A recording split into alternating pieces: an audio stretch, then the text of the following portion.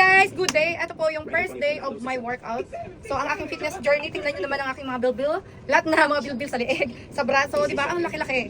So, ito na, it's time na para umpisahan. Meron kaming manual dito ng mga in-order sa online. Ito lang yung gagamitin namin pansamantagal kasi alam nyo na yung budget.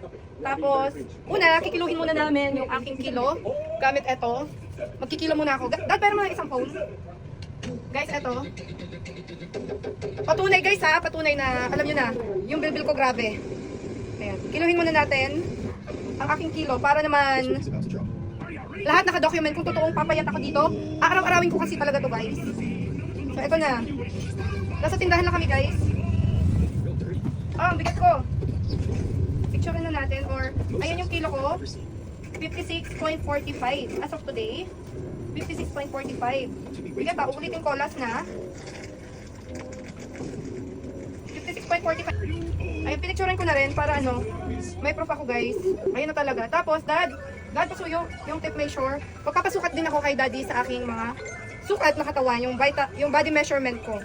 Para after 30 days, you know, 30 days or after 1 month or 60 days na pag-workout, kung merong improvement talaga. Kung may mangyayari. Actually, sasabihin ako ni husband, pero ako na lang yung magkikilo sa kanya. Game, yung bust mo na yung dibdib. Dad, yung dibdib. Sa likod kita. Ayan guys, susukatin na ni husband, bust. Alam mo, lumito lumaki din, swerte. 47. Ha? 47? 37? Yung waistline, yung bewang. Yeah. 32? Oh my god. Arm, yung braso muna. Ah sige, kung ano, hips, balakang. Kasi nandyan ka na. Oo, yung balakang. Ano ba yung hips? Ano ba yung hips? Hips or balakang sabi? 37.5. Tapos, tapos yung braso ko, arm. Arm, kung gano'n kalaki yung arm ko. Kasi gusto ko din palitin yung arm ko guys. 11.5. Alright, guys, eto muna yung day 1 ng aming fitness journey. Thank you, Daddy. Ayan. Sinukat ko. Syempre, yung height ko, wala na, given na yan. So, eto na, let's go. Umpisahan na natin. Let's go. Iharap ko muna to sa inyo, guys. Ito pala mga sa online ko binili. Itong hula ko. Pampa sa belly po ito. Exercise sa belly.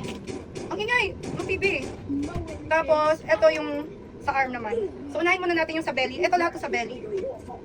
20 minutes.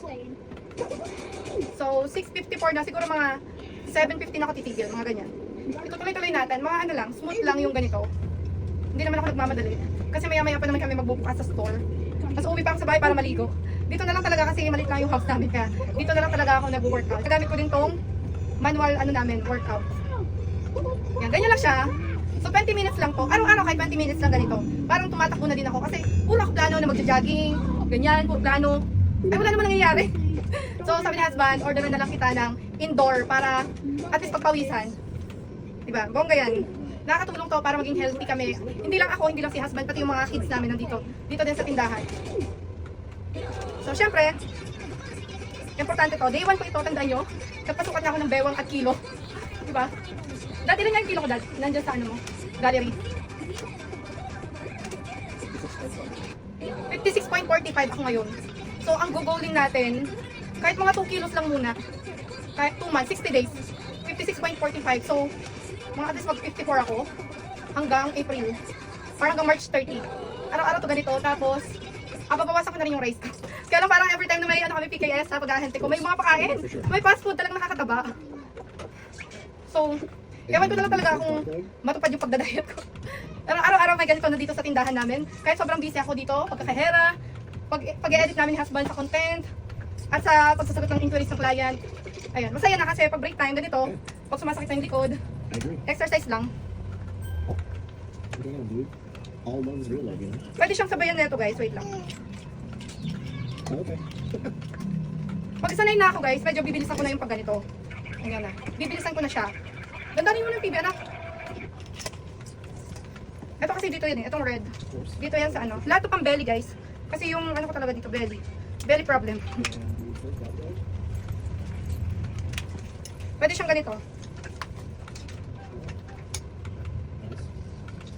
Tama ba dad? Bahala na kayo kung paano, pero parang ganyan.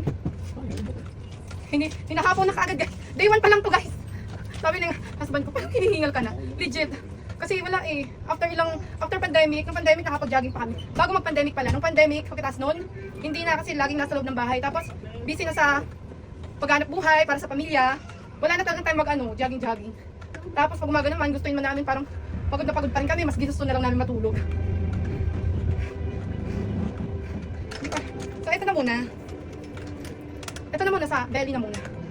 Ang ano na to, itong mataba na yung legs namin, yung legs ko pala. Tapos ito, excess na fats.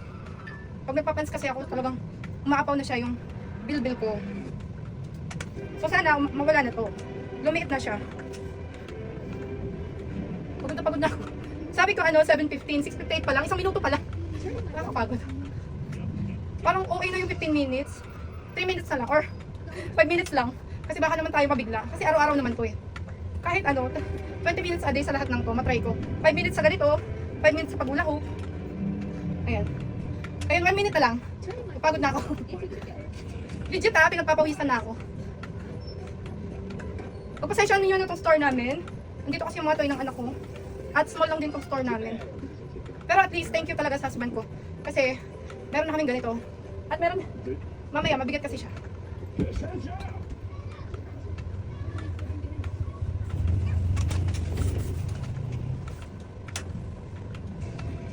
Dito pala, meron din tong step counts. Ayun meron din. Meron din siyang step counts. Ang galing, di ba? So, at least 100 step pala everyday, no? Di? Nakikita din yung step, no? At least 100 a day, everyday. Maganda din pala to. So, okay na. Tama na yun. Totoong pinagpapawisan na ako, guys. Okay, set aside muna natin to.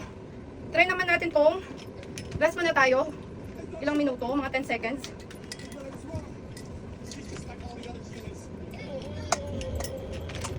Gilid muna natin to. Ito naman, mga 100 Kembol. Wait, ikakabit ko lang, guys. Tingnan nyo, ang laki ng bilbil ko, diba? Yan ang igugol kong lumiit. Pero may totoo akong hula hoop dyan. Yung bilog talaga siya mabigat. Pero nakita ko dito sa online, may mga gumagamit sa TikTok, ganyan. So, let's go. Mga 100 ikot. 1, 2, 3. Wait lang, ulit. 1, 2, 3, 4, 5, 6, 7, 8. Ba't parang ang hirap kumandar? 7, 40. Ba't ganun di? Nag-i-stop siya. Ayan. Okay.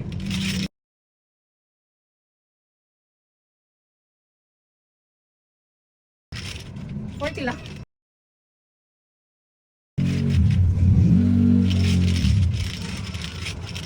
Patras naman, guys. Patras naman.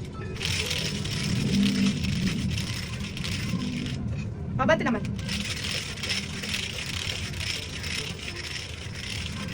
Alright. So, ito naman. Last na. Pero pag may pagkakataon at may kasama ako mag-jogging, patry ko din. Mas maganda pa din daw talaga na natakbo. Kasi nakakalanghap ng sariwang hangin. Ito naman, guys. Ganito to, guys. Ganito to.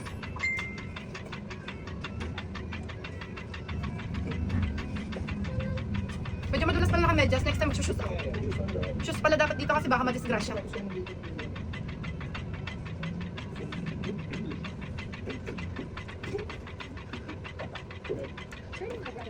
7:04 na, so mga 3 minutes lang. 7, kasi 8 pa naman ang bukas ng aming store. 7:04 na, so mga 7:07. At least pagpawisan tayo ng todo. Ginaganap ko na din yung belly ko para lumiit. Manual lang talaga ako magpapalit kasi wala akong plano yung mag-take or magpa-inject kasi alam mo na, may takot pa rin sa puso ko. Wala pa akong lakas ng loob.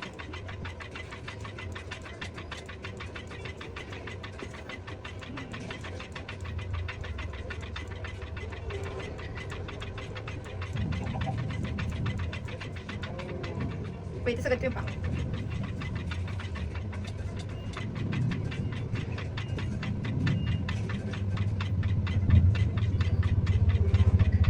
Pwedeng ganyan. Pwede naman yung person ng paa lang. Straight lang natin yung paa natin. Game. Pero mas maganda nakabend. Nakabend pala. Mas comfy ako.